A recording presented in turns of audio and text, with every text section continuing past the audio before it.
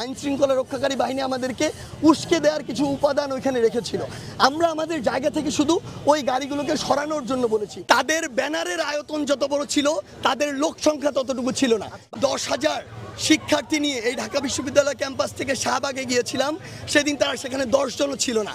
বাংলাদেশের এই মুহূর্তে যদি 99% মানুষ থেকে থাকে যারা ওই মুক্তিযুদ্ধ পরিবারের নয়, তাদেরকে যদি একসাথে রাজাকার বলা হয়, তাহলে তো বাংলাদেশটা রাজাকারের বাংলাদেশ হয়ে যায়।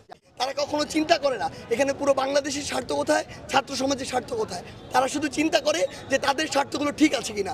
তারা এতদিন শুরু থেকে কথা বলতো, তারা যদি বলতো যে 18 প্রতিপত্র বাতিলটি ঠিক হয়নি, সেটি নিয়ে আবার কাজ করতে হবে, তখন আমরা তাদের এই যুক্তি তর্কগুলো মেনে নিতাম। কিন্তু এখন তারা এই মুহূর্তে এসে যে কথাগুলো বলছে, আমরা মনে করি এই কথাগুলো প্রাসঙ্গিক নয় এবং এগুলো আমরা কানেও নিচ্ছি না।